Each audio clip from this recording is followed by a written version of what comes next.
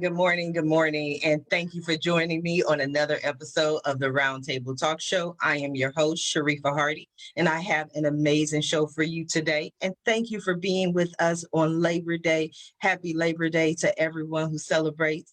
It's a wonderful Labor Day weekend, going to be a lot of fun. I'm going to take some time to relax. Just bought me a new toy, a barbecue grill to play with. Going to throw some steaks, some chicken on the grill, invite a couple of people over, not too many, but we're going to have some fun. We're going to enjoy the day and we're going to celebrate together.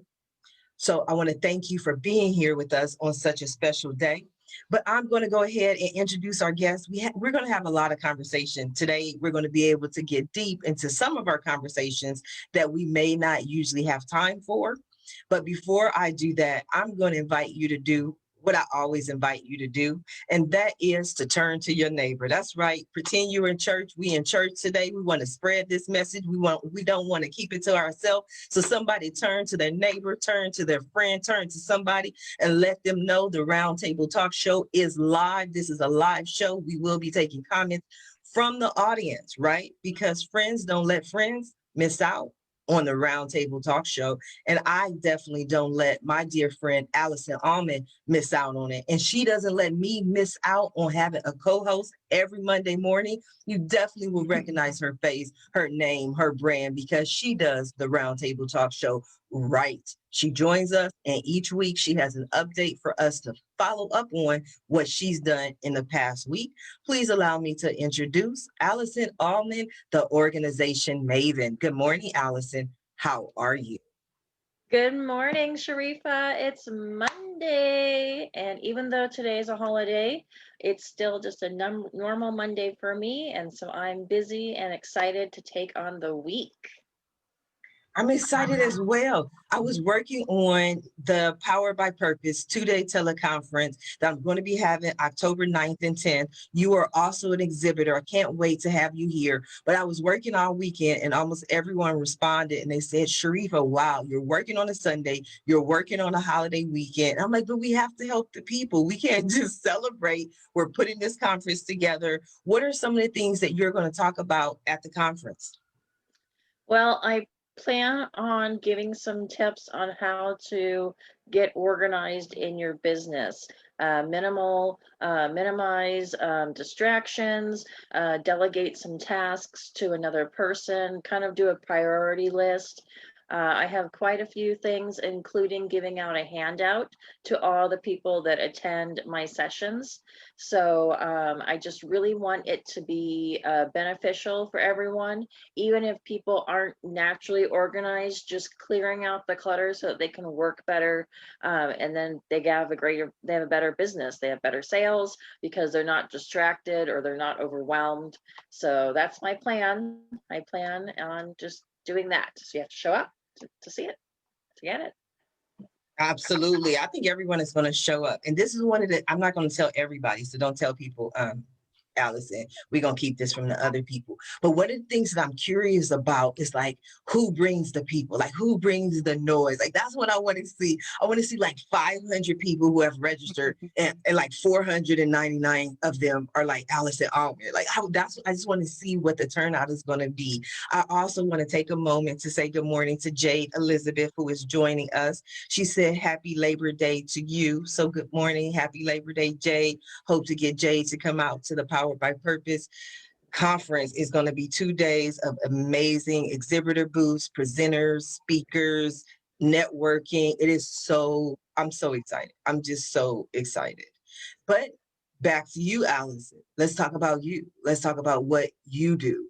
You are the organization maven. You have made so many different changes. Every week I speak with you. First, you're organizing homes. Then you're organizing the garage. Then you're creating the area for the students to sit in when they go back to school. Then you work with, it's so many things that you do and you help people with social media. So tell us a little bit about your business and what you do. So, being the organization maven has been a great privilege lately. I've been able to help a lot of people get organized. I'd have to say that the learning curve and everything that 2020 has thrown at us, so many people have so much on their plates. They have moms that are doing, they're trying to work from home, they're trying to feed their kids, they're trying to do distance learning, they're trying to find desks in our area. All the IKEAs and Targets and everything are sold out on desks. So now I'm helping them kind of think outside the box on what to use as a desk or a learning center, how to set up like a cubicle within a confined amount of space. The other thing I've been doing, because we've been having like 100-degree weather right now, is which I've been doing a lot of kitchen organization and making the kitchen flow better for women and moms so that they can whether they have a distance learning section at their kitchen table, or they're able to cook better, or they're able to just find the stuff in the drawer over the weekend. I organized the kitchen, and it was just so phenomenal to see the before and after pictures, which I have on Instagram through the organization Maven. And so it was just really exciting. That's kind of been the thing that I've been doing. I wanted to do 5 kitchens in September. So far I've done 2. So I have 3 more opportunities to help someone. It's been really, really great. And it's been air conditioned and indoors, which is really great during this weather. Like, really great. I can imagine. It was 105 degrees here yesterday in Long Beach. And it seemed to me that it started getting hot later in the day. It just got hotter and hotter and hotter. And I was sitting here and like, I have no AC.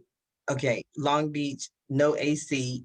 I have a million fans, but no AC. So that is very important. I want to go back to one of the things that you said though.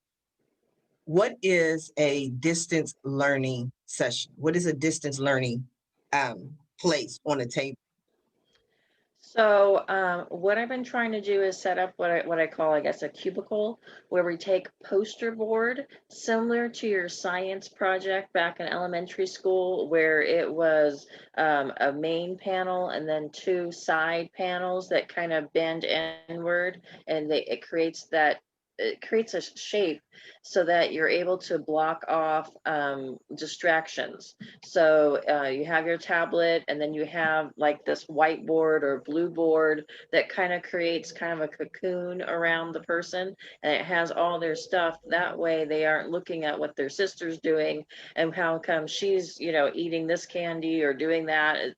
Granted, if they have headphones on, they're not going to hear any distractions, but they're still going to see distractions. So they're not going to be looking at their tablet or their device, and they're looking at this person and they're not paying attention. So we've been working on different cubicle options to separate the space, and then because it's just poster board, it can come down, and then you can have your meals together without any permanent partitions.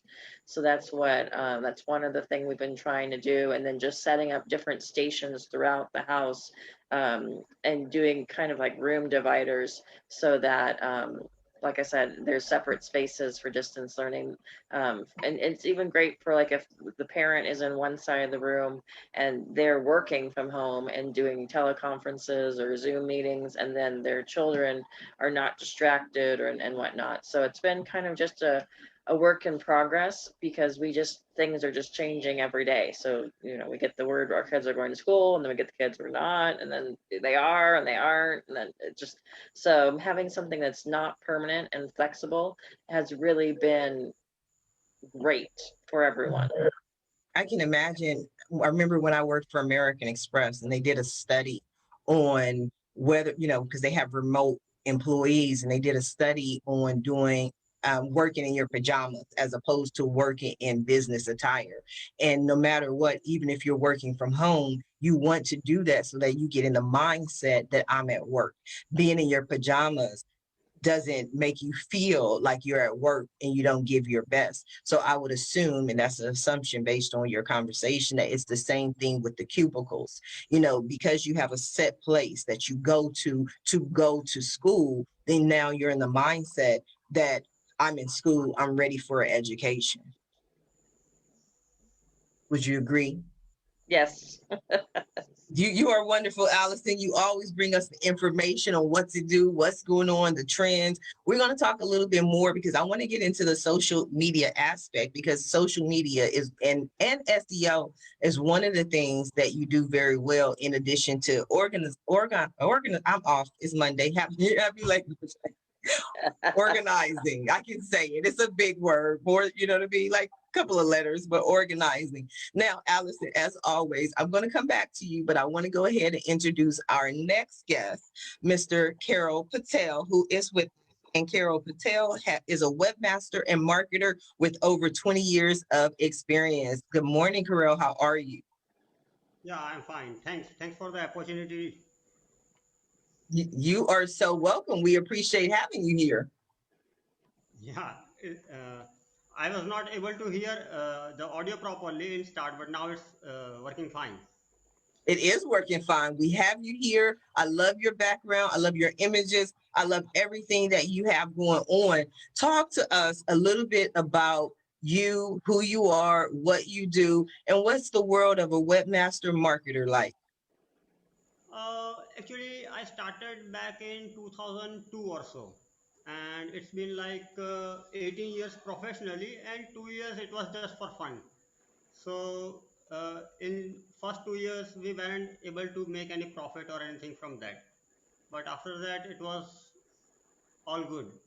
And I'm working for, and I I've like been that. working I like for, that. Go yeah, ahead. You said it's and all I've been good. working for like, yeah, and in starting it was like 15 or 16 hours a day, but now it's like 4 or 5 hours max, and still works get done. So you work 4 hours a day. Did you read the book, The 4 Hour Work Week? No, I haven't read that book, but I myself cut down the working hours because now I'm fed up of working like 14 or 16 hours a day. I have worked too much. I know the feeling. I know the feeling. So, how, as a business owner, are you able to literally cut? I need to know. I'm taking notes. How do you cut down from 14-hour days, 12-hour days to just simply say, I'm only going to do 4 or 5 hours? How do you do that? Actually, I was advised by many people in start, but I wasn't believing in that.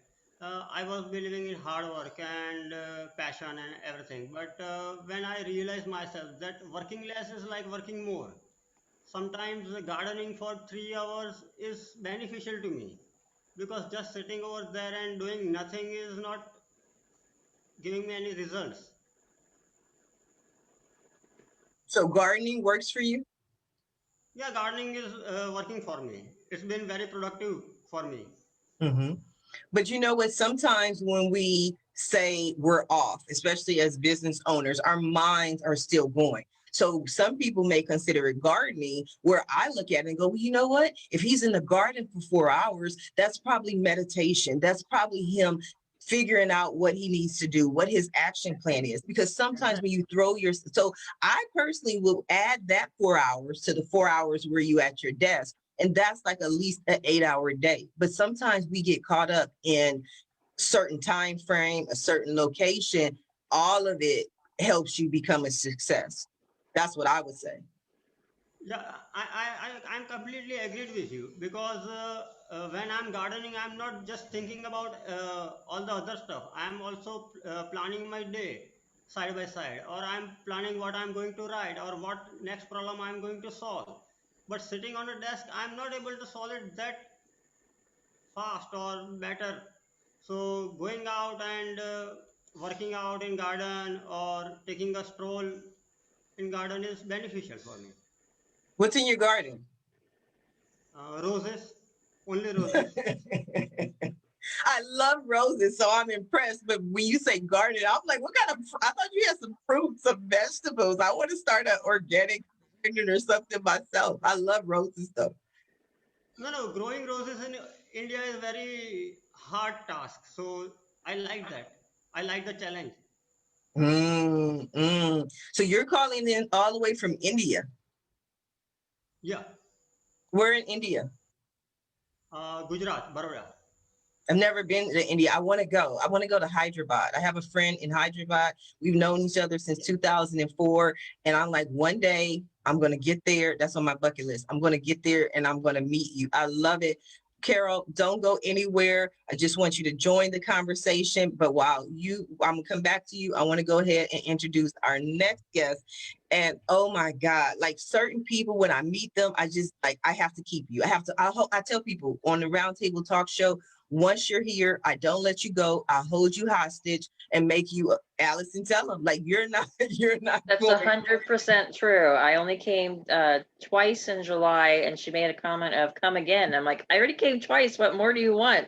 And I go, fine. I'm going to show her. So I signed up for all of August and all of September, and then about was it September? Maybe like August 10th or something. I get an email of, well, why'd you stop at September? Why don't you do October? And so then I go, fine, I'm going to show her. I did October, November, and December. Things I hold people hostage. And then I met our next guest, and she was so amazing. Not only I love when people are well-rounded. That's my thing. Even when my son was applying for his college, and getting ready for college, I had to tell him, colleges are looking for people who are well-rounded, not just people who have all A's. And we were talking about race relations and what was going on in the world. And then I'm like, oh, not only is she focused on helping people, but she's also a business owner as well. And when you meet our next guest, Miss Mikelle Drew-Pellum, who is a designer and fashion educator, you're going to see why she is so amazing. She's also the founder of her own company, 383 Designs. Good morning, Mikelle. How are you? Good morning. Good morning. Glad to be here. Glad to have you. I bet you never had an introduction like that one. I haven't. It was awesome. Like, I'm going to hold you hostage. I'm going to keep you. And here she Mikelle, you're amazing. Tell us a little bit about how you have been shaking up the fashion industry, because fashion is not notorious for the African-American woman, is not notorious for women being in executive positions. Like, they can be on the runway, they can look cute, they can walk up and down, but to actually make executive decisions is unheard of. So tell us about yourself, tell us about your business, but what made you decide to break through in a male-dominated industry? Well, I am actually moving in towards my own thing because of all of the things that you're talking about, how there's not as many Black women, there's not as many women, period, in those positions that are really making the decisions that are really affecting change and affecting the bottom line of different people's budgets, for companies. So what I'm doing now, as you stated, I started my own company. And one of the things that I also wanted to do was make sure that I'm always forward thinking. And one of the things, and we're seeing it now, future of fashion is more digital, it's more technology. And so I started doing more technology while I was working in the fashion industry. And it was something I really loved. And I decided to kind of make that my niche. And so what I'm doing now is I'm training other designers, whether you want a career in the industry or whether you want to be an entrepreneur, and it's mostly entrepreneurs, but how you can establish a fashion brand, and do it with the current technology, which also makes it a lot more accessible. And it makes it a lot less expensive to create your brand, to establish it, to actually have it in another year or two. And then the next thing that we're starting to do now is helping to mentor new brands as well, because one of the things that we're seeing is that creative people are really, really great with the creativity portion of it, but the business portion, not so much. So that's really, in a nutshell, what I'm doing now is I'm kind of trying to mold some new designers, hopefully more designers of color, because we do not have enough of them, and designers of color that will have thriving businesses. I think that's wonderful. I also love the aspect of not just having people or models who are size 0. You know, the Yes. fashion industry tends to focus on this one body type. Like everyone in the world is a size 0 to 2. No, there's so many different types of people, different types of looks. And that's one of the things that I would love to see the expansion of, is understanding that there is a market for more than just a particular type or a particular body size. Yes, and there's, I mean, not just plus size, but also adaptable clothing. People who are not, you know, there's plenty of people who are in wheelchairs. There's people who are petite. There's so many different markets that are underserved. And the interesting thing, particularly like we talk about plus size, I think because they're so underserved, they are a very loyal market. So one of the things that people should also understand as far as new brands is that this can be a business that once you get your customers, they will stay with you. And you know, that's what you need. You need people who are going to continuously come back and buy from you to keep your brand going. You know, it's not somebody who's just going to say, oh, that was cute, and then never come back. You know, you need the consistency. Yes, definitely. And just understanding that there's more than just one type of person. Now, for Exactly. you, when you're teaching other people, what are some of the things that they can expect from your academy? One of the things that they can expect is to learn more digital design. So it's not just about learning the foundations and the basics. It's great if you have that. If you don't, we'll help you through that. But it's also about learning to translate your thoughts into a digital and very clear sketch so that you can hand that off to somebody so somebody else can make what you're thinking. And then learning how to translate all those things, learning how to point out all those details, and then also putting it in a format where somebody can cost it, where somebody can besides make your prototype but also cost it, and then thinking about how can I serve that market, that whether it's one of the underserved markets, but serve that market in a way where I know my customer, I know them very well, and everything that I'm doing every season is in service, not only just because I want to do it, but it's in service to your customer, so that you continue to serve your customer, customer continues to come back to you, and it's a win-win situation for everybody, you know, because you continue to thrive as a business and your customer continues to enjoy what they're getting from you. Now, as a designer or in designing in the industry, do you ever feel like a lack of inspiration? Meaning that I know as authors, there's always a story to tell. There's always something to write about because things happen every day. But the human body, there are only certain ways, so many ways that you can cover it. Do you ever feel like, you know what I mean? Like, I don't know what to create next. I don't know what look hasn't been created. And I'll let you answer that. But sometimes I love, when before the COVID, before the quarantine, I was always on the red carpet. I love red carpet events. And people will say, okay, well, that dress is the latest fashion. And I'm like, okay, but hasn't that been created somehow, some way before? Well, the interesting thing about fashion is that trends reoccur. And the interesting thing about people in general is that we are creatures of habit. So the things that actually sell the best and the things that keep working, we tend to gravitate towards those things that we've already, that we already know, that we already like. So it's really more about most of the time, figuring out how to reinvent and reinvigorate and make something that we've already done look different and look new and look fresh and look interesting.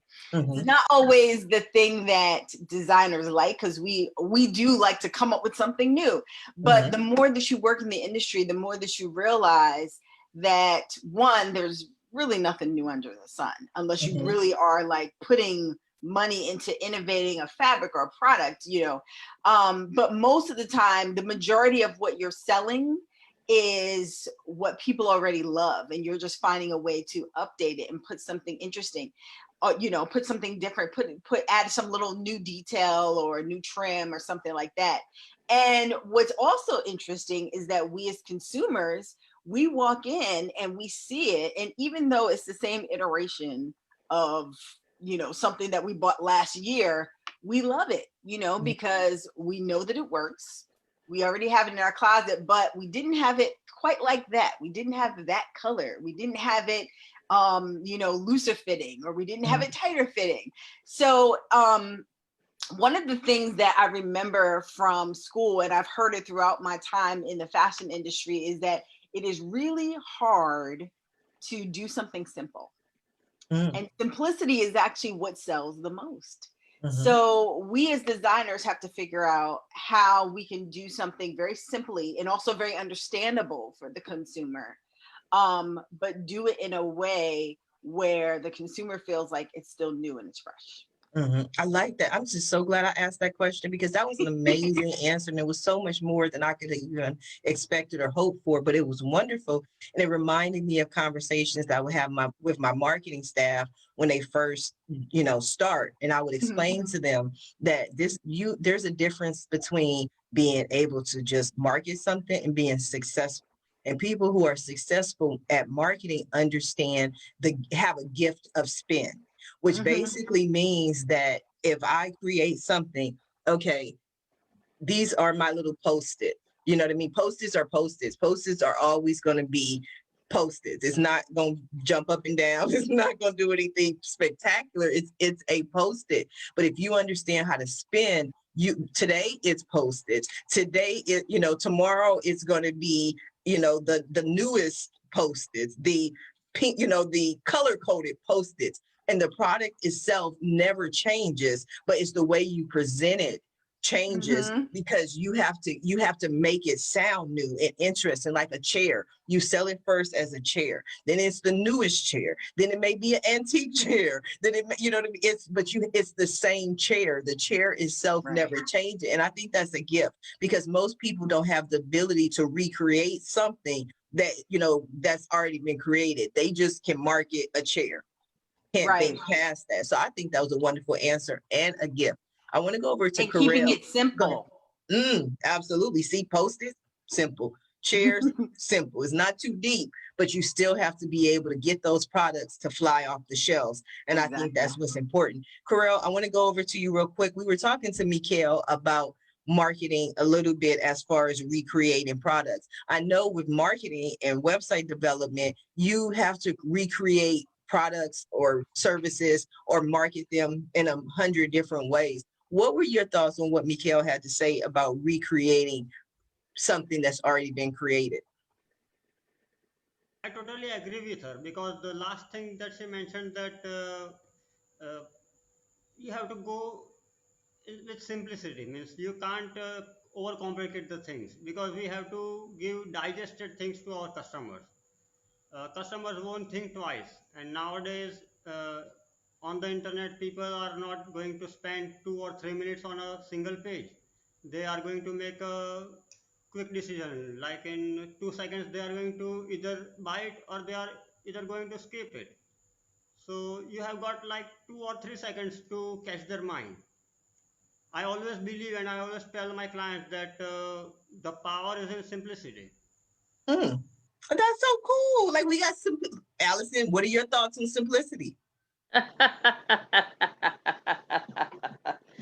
Well, I love laugh. it when people keep things simple. I want their houses to be simple. I want too much clutter and too much going on in their house. I mean, simple and clean is the way to go. I mean, and then social media. I mean, we all know.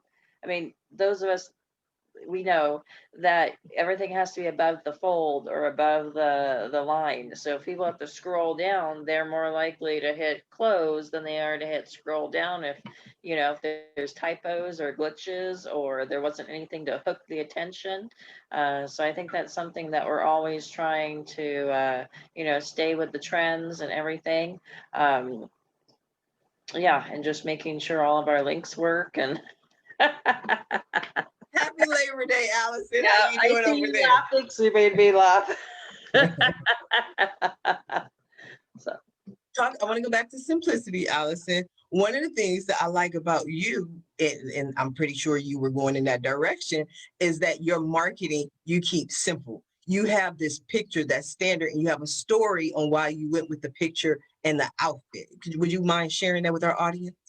Sure. It has to do with branding and looking the same everywhere that people look for you. So every Monday, and I share this pretty frequently, every Monday I Google myself. I just type in Allison Almond, or usually just type in Allison Almond and I type it into Google, and then I look at every single link attached to me. And then when I click on the link, I make sure that all my most current before and after pictures are there, or any media event is there. I make sure that the image is all the same, that my bio is the same, that my links are the same, that kind of thing. It takes pretty much all day, and I have about the first 3 pages of Google is all me and my different media outlets. And so the reason why I do this is so that way, for the odd chance that someone decides to Google me on Nextdoor, the information that they see about me is current, correct, and it's me. There's no question about it. I use the same picture and the same bio because I don't want someone to find me where I'm wearing a mask, sunglasses, and a hat, and I'm holding a dog, and they are like, is this the organization Maven? I can't really tell. I can't see her face. I didn't know she had a dog. Is she gonna have dog hair on her? I don't know. That might interfere with my allergies, or it might cause my dog to start peeing on her. Whatever the thing is, and they're not even sure it's me, so they just click off of it. And then the next thing on Nextdoor that pops up for a home organizer is another organizer, and they go with that person. So even on my paying apps of Venmo and PayPal and Cash, I have the same image and the same bio. That way, when they're searching to pay me, they're not like, I don't know if this is her or not. Maybe I should wait for the QR code. I don't want to send money to the sure my brand is consistent across the board everywhere. I just Google myself and fix it. It takes me pretty much all day to make sure that all my current before and after pictures, projects are there, and all my social media links of where I am on YouTube, this show, other shows. I make sure all those links are active and updated, and I even click on them just to make sure there's no typo or broken links or anything like that, because my worst fear is someone's going to click on it and not know it's me, and then instead of scrolling down or whatever, they're just going to hit the close button and move on to the next image. And so I highly encourage that everyone Google themselves. About 80% of what's out there is under your control to fix, update, maintain. The things you can't control are like Yelp reviews or Google reviews or any kind of disgruntled client that is upset or something. They're going to post something and you can't control that content, but everything else is all on you. So why not take the time, instead of like throwing the dice and being like, oh, I don't care, or it's too much work. If you get in the habit of doing it every single Monday, it becomes very easy. And then of course, if you update everything every Monday, the next Monday, it's just a review to make sure it's not broken links or anything like that. And it really makes it easy in the sense that if you forget to post somewhere, then all you have to do is go to another outlet and just paste it in. It isn't like you're creating the content from scratch. I know that a lot of social media influencers talk about changing it up for every platform. And if you have that time, go do it. If you don't have that time, follow my strategy of just making everything the same. Because in my thought process, the internet is like fishing. So you're throwing your net out there wide, like you're throwing it off the boat so that you can catch all the fish. And so unless you have a specific niche and you really shine really well on LinkedIn and want to put the effort on LinkedIn to create different content, go for it.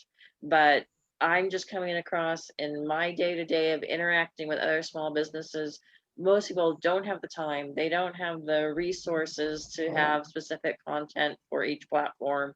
They don't have any idea what they're going to post about. Like they don't have a content schedule or anything like that. So they're picking their brain and they're just wasting so much time trying to figure out their content instead of just getting basic information out there and getting clients. Like, let's get that hamster wheel turning.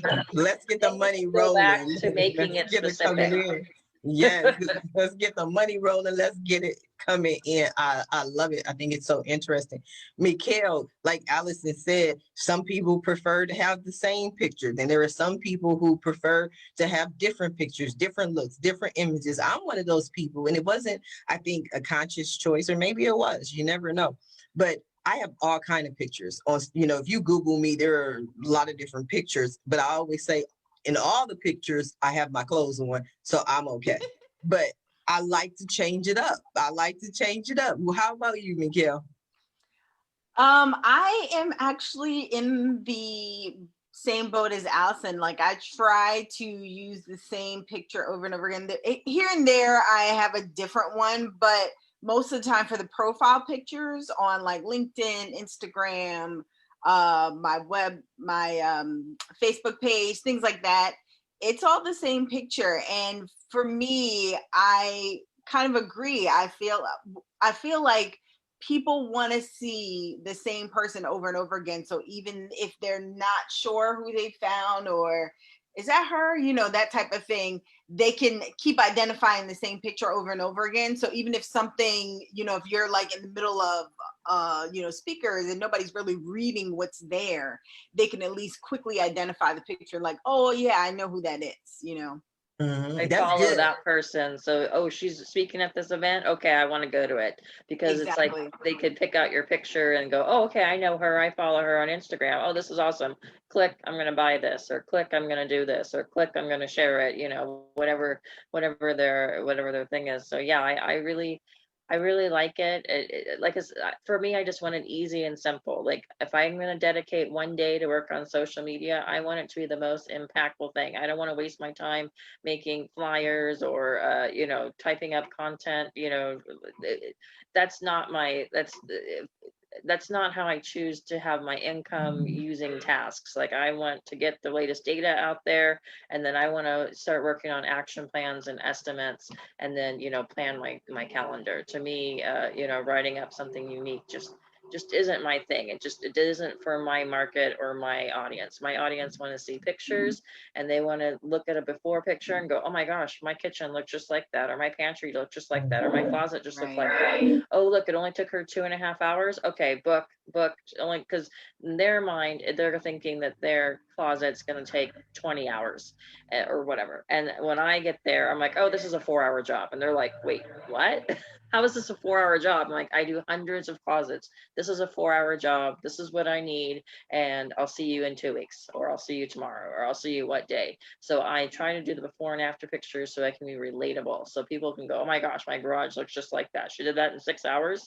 Oh my gosh. So that's why so on all my posts, I put how many hours it took to complete. And then I have people go to my website so they can see pricing, so that they can go, I know exactly what to expect. I'm going to expect to spend about this much money, and it's not going to be a surprise.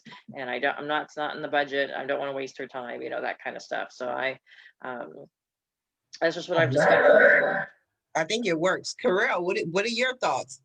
Same picture, different picture, change it up, keep it the same? I would like to disagree with other hosts, because I am like, I want first 50 pictures to be my own, and Google is going to detect that this is the same picture, so it is going to show one result and the other result will be someone else. I want different pictures of me. First 50 should be mine. First 50 results should be mine. First 5 pages should be mine. That Okay, way. so I hear you. I want the first 50 pages to be mine. So what are some of your recommendations to obtain the first 50 pages, so I can write that down and take over the internet? uh, I don't know how it works for others, but for me, if I'm going to post same picture everywhere, then Google is going to show one picture of me and other pictures of other Keral Patels. I don't want that. I want my customers to see 50 pictures of me. They can't find anyone else other than me. They I can't want to be find everywhere. anyone else other than me. That's gonna be my motto when I take over the I don't want them to find anyone else other than me. But that was not my question. Let me ask my question again, Keral. How do I get 50 pictures of me, 50 pictures to take up 5 pages of the internet? What do you recommend a website owner, entrepreneur, a business person creates so that they receive Google search results? First thing first, the content should be different. That goes for images too. Just like articles or a website content, it goes for images too and videos too. Because if you are going to search for, let's say, a cartoon, Mickey Mouse cartoon, you are not going to see 5 Mickey Mouse cartoons of YouTube all the same. They will be different. That's what I'm telling you. If you want 50 different result set, then you have to have 50 different content.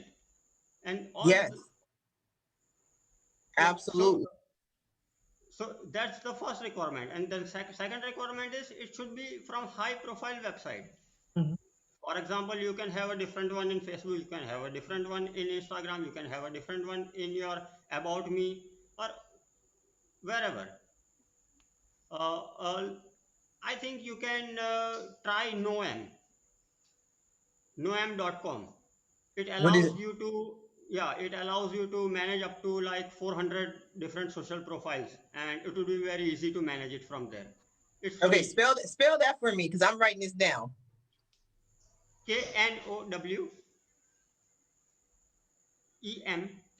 Oh, okay. KNOWEM.com. So noam.com. I got to write that down on my handy dandy post it.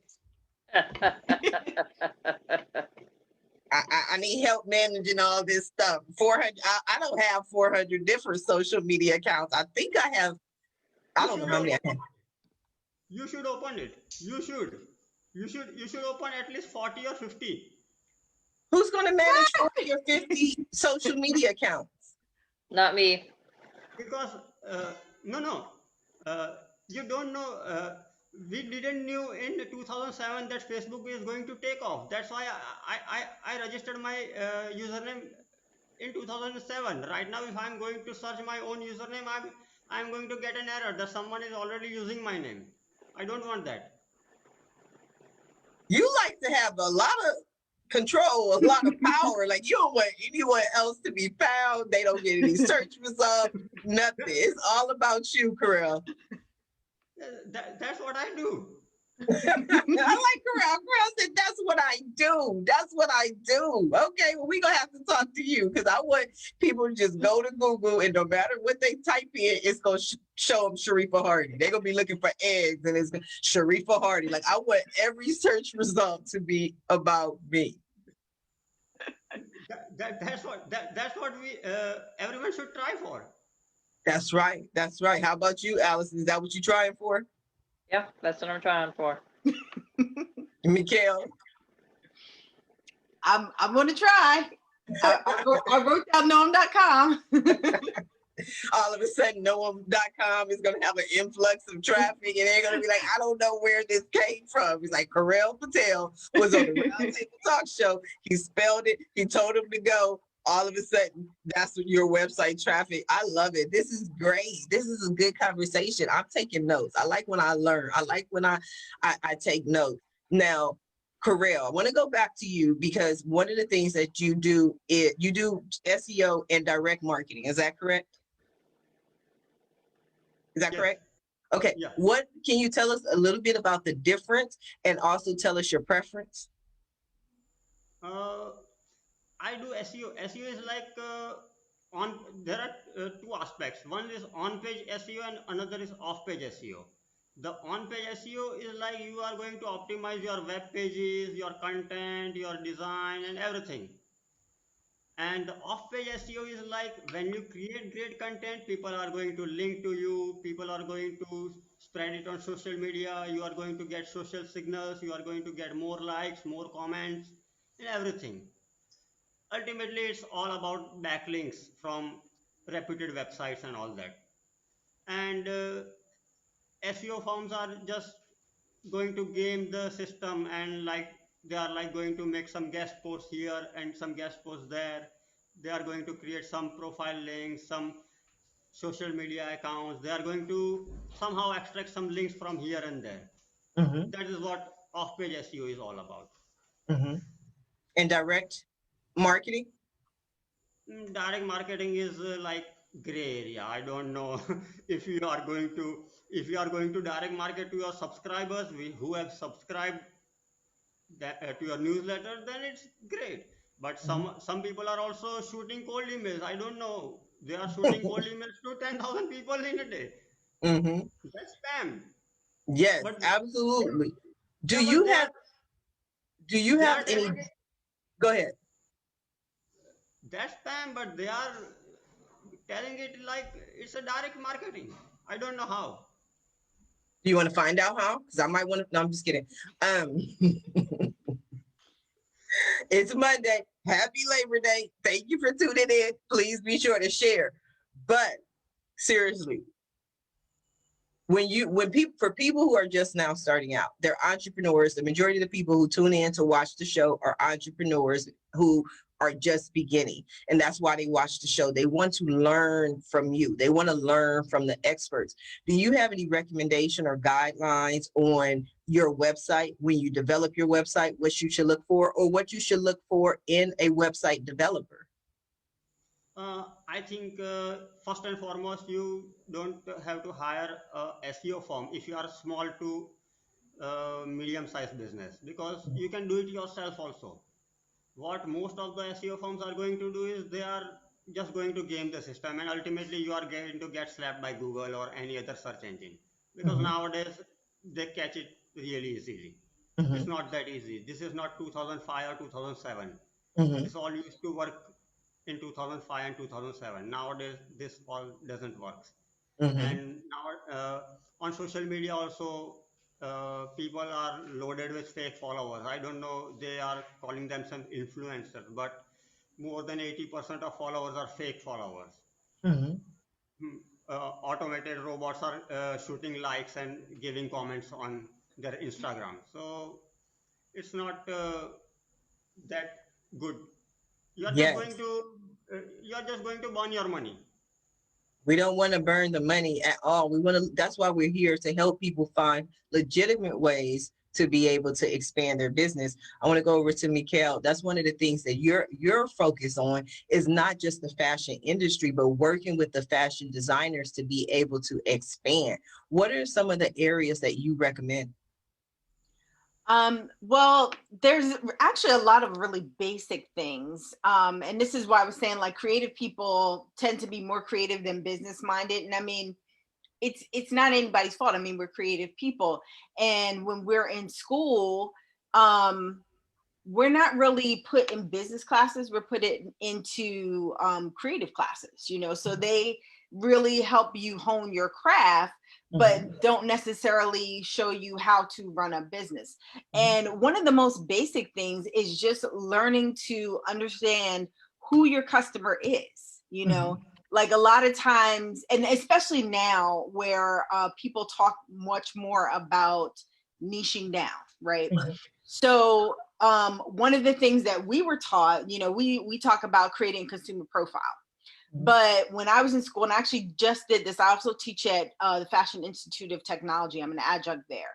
And we just covered this in class. And one of the things that we were taught when I was in school, like 20 years ago, was you want to capture this wider audience, you know, so you would have these ranges for who could be in your clothing and, you know, who you want to talk to. Whereas now, especially this summer when I was taking even more classes and just kind of inundating myself with information, but one of the things I kept hearing over and over again is that the riches are in the niches.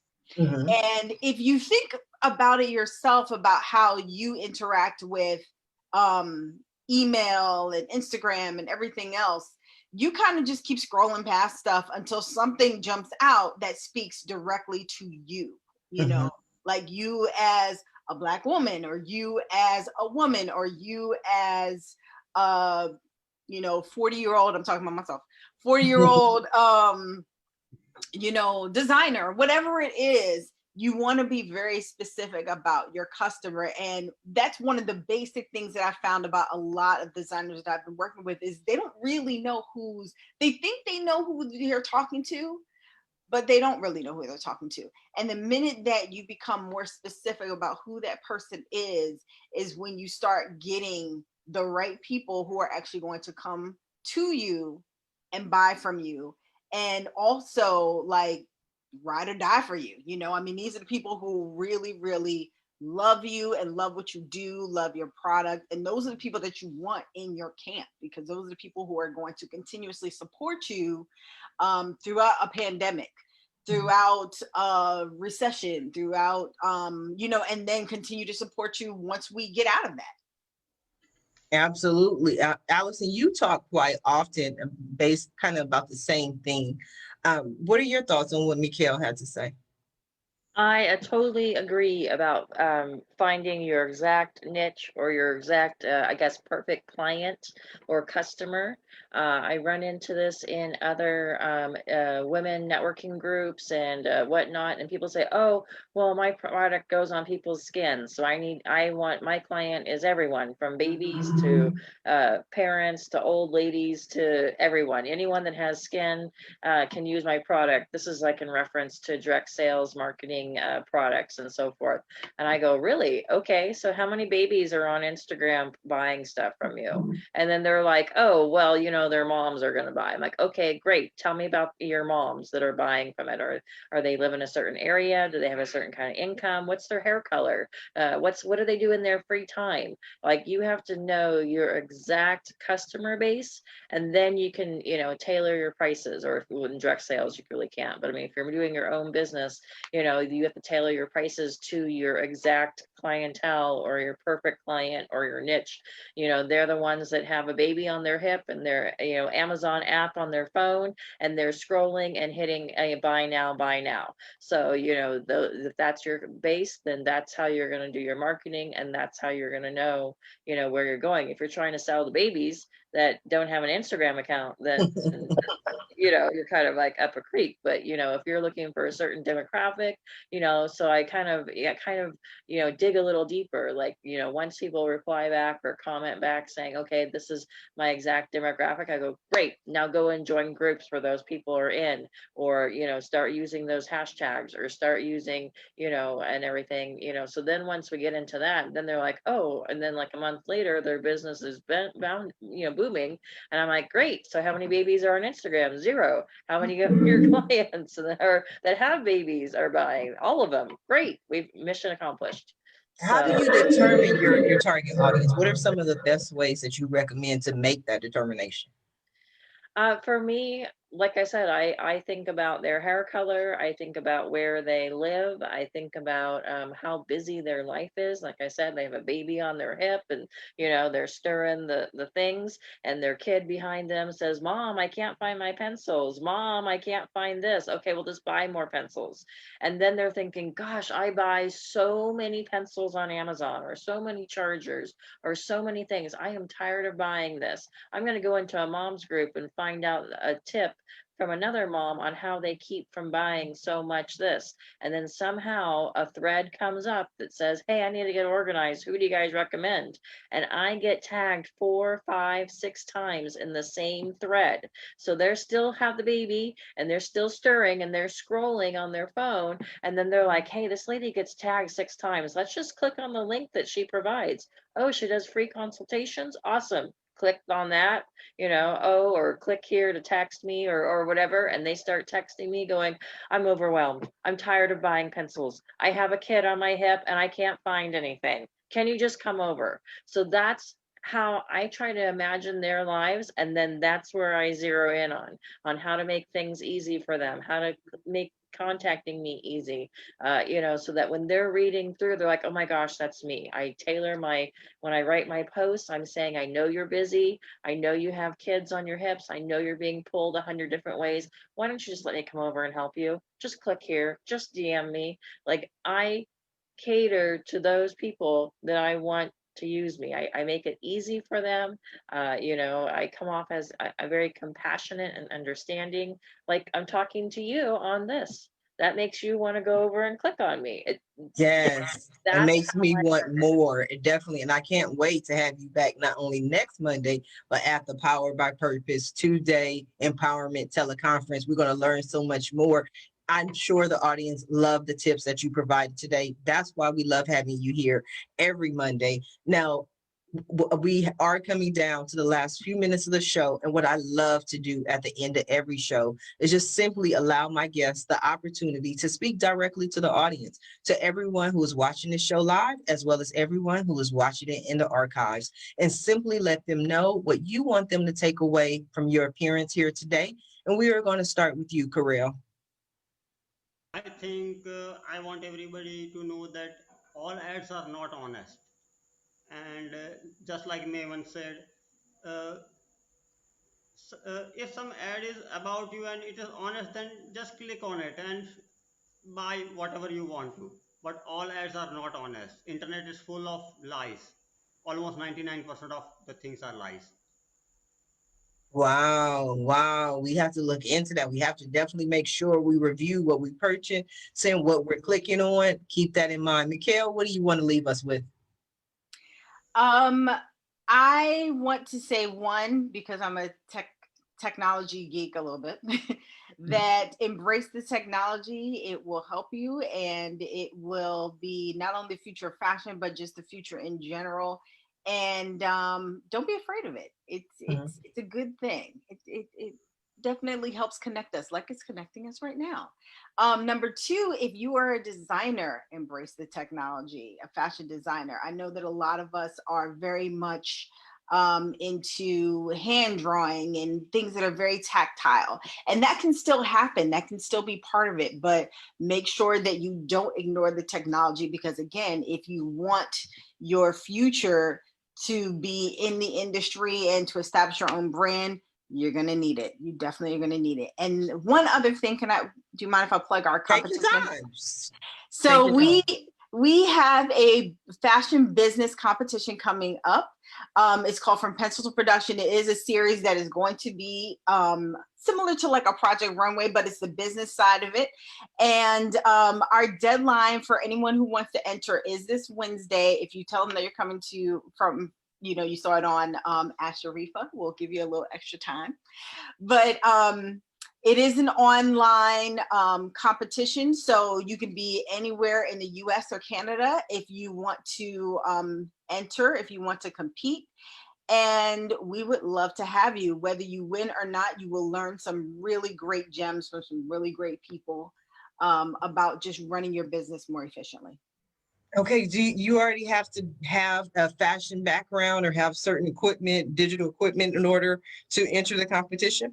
You do not. You just need to be able to have access to something like this, because we're going to have everything on a webinar or on a meeting.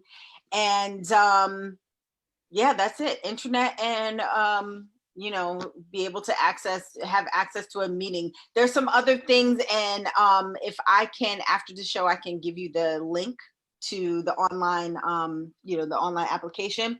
And there's some other eligibility requirements, but for the most part, you just need to be passionate about fashion. You need to be at least 25 and in the US or Canada. And I qualify. I got that 25. Can you post it in the comments for the Facebook Live of this? Yes, I can. So that all of our viewers live and on the replay can watch it? Yes, I can. Click on it. Yes, because I'm interested. And I always have this idea that I want to bring to life on a fashion clothing line. So I might have to check that out. And then I also love to have you as one of the speakers for our Powered by Purpose 2-day teleconference, because that's something that you can offer all of the people who visit.